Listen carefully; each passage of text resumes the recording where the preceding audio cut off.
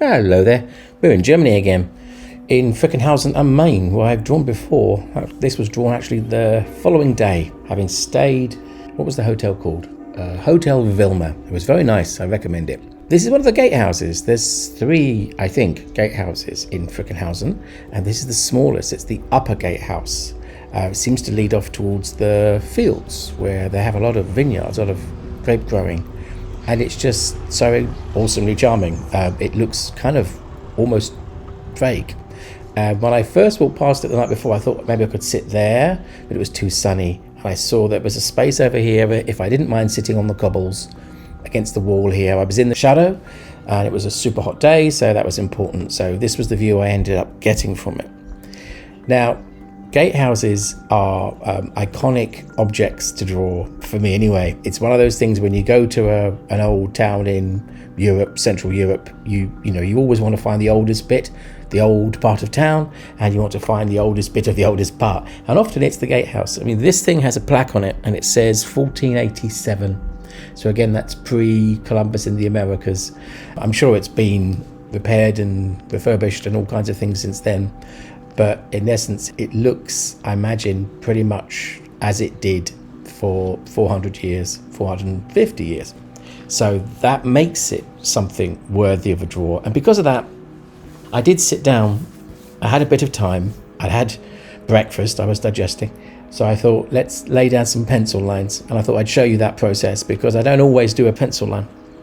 And when I do, it's normally just an instinctive thing where I think, actually, that's got a few too many sort of confusions in it that I don't want to get wrong. I can't be bothered to get it wrong. So I just, as you can see, very sort of sketchily lay down some pencil guides, which are not to be kind of worked too closely with. They're just there as a sort of, I guess, outline of the major forms, just to make sure that you have everything as you want it to be, kind of in the right place on the page, and to kind of show, I guess, a little bit of respect to this particular building, to get it a little bit right. And also, I suppose, in some cases, it can help with relaxation in the drawing if you've given yourself a few basic guidelines. But you'll notice I'm not being kind of weird about it. I'm not putting down vanishing points and drawing a whole load of careful, precise lines. I'm just throwing down enough that it just, shows me where stuff's going to go.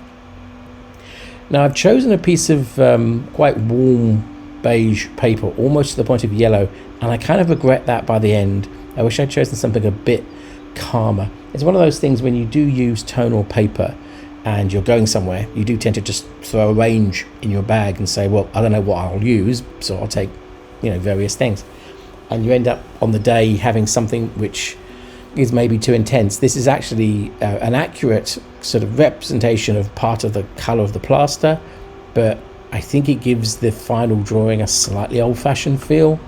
Not that I'm afraid of being a bit old-fashioned, I'm an older guy, but still, it wasn't quite the kind of the period look. It almost has a sort of Victorian look somehow, to me anyway. And I wish I'd chosen a stonier colour or even a grey. When in doubt, grey is my answer to every question about which colour to use. But sometimes it's fun to be brave. So I've started with the pencil line, as I say. I've gone in with the mop brush and put in some basically shadowing and sort of main tonal areas. And a lot of the blue you see will be kind of drawn over the top of. It's being used as a kind of sort of shadow line. So when I put down, for example, the acrylic pen here that's going in for the timber work, I'm still exposing elements of that blue, or trying to, just so it's maintaining that kind of influence on the overall image at the end. So although the blue is overwritten and it loses dominance, it's still there. It has an influence and it brings a sort of quality to the final piece, albeit if you look at the final piece, all you really read in your eyes is the acrylic pen, because it's so, it's such a strong color and a sort of opaque sort of paint that it just dominates. You'll see me using in this drawing a range of acrylic paint pens. I've used the Artex, which is my just about my favorite brand, and I already used my Just Arts, which is a new brand to me that I'm trying out. In fact, this is one of those drawings where in hindsight I probably am using too many different things, because as you can see from the supplies used on the left, I've already gone through 2 acrylic brushes. I'm into a Tombow in order to do some shadowing, and as you can see by the final image top left, there is maybe a little over busyness, which may be to do with over egging the pudding, is what the English would say, which is probably makes no sense in most of the world. Over egging the pudding means putting too many good things into a cake to the point where the cake loses something.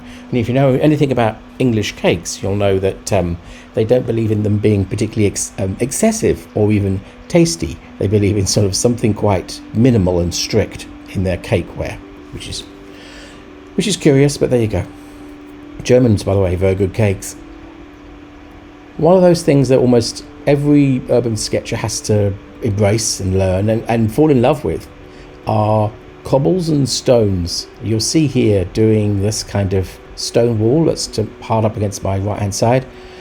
That moment where you have literally potentially hundreds of little squares to do, and you think, I need to enjoy that moment. I mean, you'll see me doing the cobbles and trying to find a way. I mean, you'll see I'm holding the pen in a different way in order to put the maximum amount of the brush down, and using a single dash to generate an entire cobble.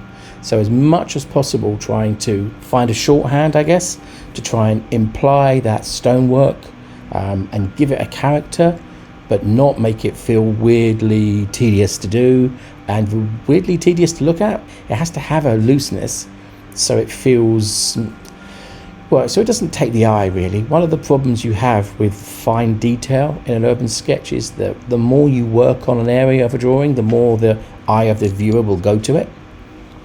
That level of detail attracts focus, attracts where people are looking. And if you're then doing, as I am here, as I was just doing, on that wall on the right hand side, that's not the focal point. It's kind of irrelevant, but it is the stonework, and I do need it to be there and to sort of lead the eye in. So it's that interesting moment you have as an urban sketcher where you find your style of doing the classics, things like cobbles and stone walls, and it's about finding a sort of a quick referencey way. And if you haven't got one of those yet, get one of those Tombows, or any brush that is a transparent ink, so what's normally called an alcohol ink as opposed to an acrylic ink, something that you can basically put down a mark, and if you put another mark on top, it gets darker, rather than with an acrylic paint pen you put a mark on, and if you put the same color on top, it doesn't change in any way because they're opaque, so they kind of overwrite each other. But with Tombows, they're transparent, so you can kind of build them up. You can put one line on top of another line on top of another line, and it gets darker and darker. And try and do that trick of holding the pen in a way where you're super aware of the angle of the brush, and you can drag that brush in order to create a sort of like a brick paver or a cobble on the road that is roughly in perspective direction. You'll see I'm sort of trying to make them angled towards what would be the vanishing point. So that sense of finding shortcuts for various kind of classical things is worth thinking about, if you've never done it before. I'm about to do yet more cobbles, and now I'm using the Pro Art angled shader to kind of overlay the Tombow, because I want a bit of visual, complexity and interest. And again, you'll see my focus here is creating the most amount of mark for the least amount of effort. So it literally is one brush stroke. I'm not trying to kind of obsessively draw squares. I'm not trying not to draw 4 lines to make a piece of stone. There are times when you do, if it's in the foreground, but you want to do the majority of them in the quickest way possible. So you'll see that I'm using the ink because, again, it's translucent, transparent, like the Tombow alcohol ink is. So I can kind of layer them one over the other. And I've got 2 Tombows on the strip, and they're both grey. I've got no blue. It probably, if I had a blue Tombow, I'd be doing this stage with that pen as well. But because I don't, I'm using the brush. And actually, if you've got an angled shader, which is like a flat brush with an angle to the end, again, it's, as you can see, I mean, on the road, those are roughly going in the right perspective direction. They do look as if they're doing the right job, basically. Now you can, of course, use a pen or a brush in order to define stone blocks and cobbles and bricks. I've got nothing against that. I'm not saying you shouldn't, and I'm about to do it myself. But you want to do it so it's a flourish, so it's a moment of visual variation that makes everything else make sense, rather than it be something where it takes 20 minutes to do a whole load of little squares on the ground. You want to be able to do this within a minute, no more than that. Just enough that it brings visual variation, interest, and the eye is excited visually, that the eye can dance across those different shapes, and it feels like cobbles. Everybody in the world looks and thinks that's a cobbled surface, and that means you've won. So bringing variation to stonework is, one of those tasks that it's really worth spending, a bit of thought on what your technique will be. Because if you're doing old parts of the world, then you're gonna wanna have a shorthand.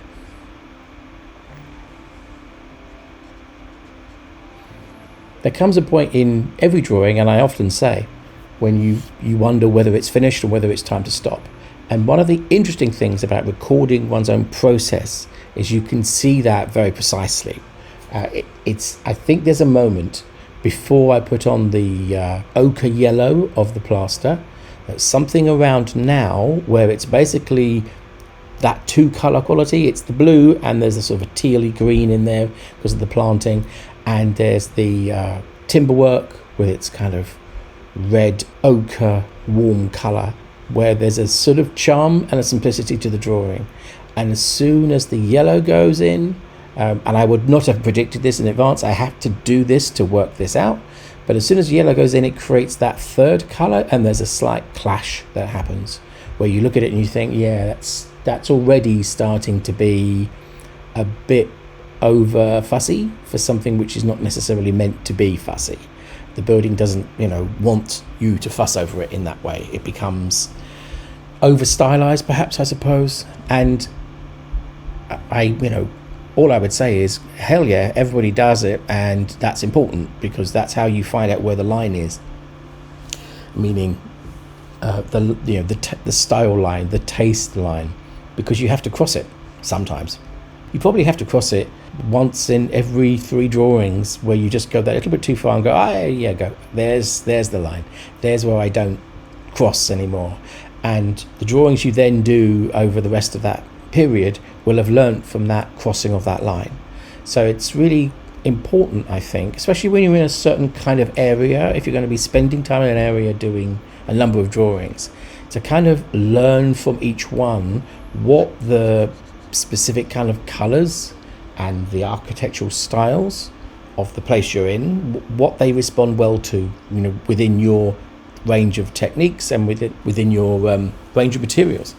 So you're kind of learning how to represent the specifics of the area, the character of the area you're in, and taking each one of those lessons and taking it forward into the next drawing you do, the next sketch. Now the drawing could be finished at this stage, but I've decided to bring some highlights. Do you have that thing on your phone when you take photographs and you can edit the photographs and you always kind of boost the white level? You boost the kind of the whites basically to make the highlights brighter. It's a bit like that. I'm obviously got myself an acrylic brush pen that's white, and I'm just going through areas where there's already a color laid down and laying this opaque white over the top. And in some cases it's slightly reacting to sort of picking up on some of the blueness in a sort of nice way. It's one of those things that it's kind of useful, or probably important, to have relatively cheap brush pens when you're doing this, because by doing so many strokes over the top of this very intense blue, it's the brush pen is going to be picking up some of that blue. It's basically going to contaminate itself and require a bit of working out to kind of get that colour out. And of course, for me, I don't care. I'm enjoying the fact that there's a bit of contamination that adds character. But if there is I guess a risk when you're doing this kind of highlighting in white, is you can kind of just get a bit carried away. And now when I'm doing little shiny bits on the pan-tile roof, it's kind of, that's sort of unnecessary. It's the kind of thing you do because you're enjoying yourself. It's the kind of thing you do because you don't really want the drawing to stop at that moment. You've kind of enjoyed the process and you're enjoying the finishing stages of it, and you just don't, you don't quite want it to stop. It's a sort of subconscious thing, but you notice it a lot in in anybody who does a sketch. If they don't have a sort of fixed style that they're trying to maintain, if they're more exploratory, then there's always going to be a point where they over-explore and they overdo. Not that I'm going to be afraid about it, and nor should you, because that's, as I always say, this is how we learn. Now, I do sometimes get asked whether any of these paint pen people sponsor me in any way, by which people mean, do I get free pens? Oh, I wish. I do not get free pens. I buy all my pens. The reason I kind of go on about the brands I use is because I know that when I was, learning how to do stuff and looking at YouTube, one of the things I was interested by was, what is this magical tool you use, and how, is that what I need to solve my sort of problem in life? Is this one pen or this one tool or camera or whatever it might be, whatever kind of geeky thing I'm interested by, I'll look on YouTube looking for an answer. So I don't actually think anything I use is any kind of answer to anything, because I think the point is that you can find many different tools for doing a very similar job. But I do think it's interesting for some people to kind of just to know. So I'm not trying to sort of gatekeep, there's a pun, but I'm not trying to gatekeep the information, I'm not keeping it like a secret that I use this pen or that pen. And also the fact I use so many different brands purely because of my lack of affiliation. There are certain urban sketchers who are very wedded to certain brands because they're connected to them. And to be fair, I'd love a bit of that. I'd love a bit of sponsorship from whoever, except maybe Posca, who I don't really like their pens. Shouldn't say that on YouTube, John. Too late. Anyway, so no, I'm not sponsored by anybody.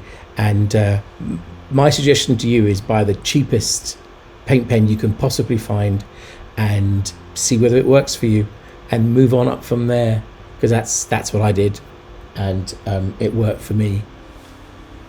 So here's my camera setup that I know some people like to see, how the camera sits over the drawing. And here's the drawing itself all finished on a lovely sunny day, and as I say, a happy drawing was had. The drawing, I think, has charm to it because the building has charm. I think it's an accurate representation. I think the fact I did a pencil line drawing first helped me to get the proportions slightly more correct than if I'd just gone straight in with a brush. Not that particularly matters, but it's nice to have different ways of doing different things.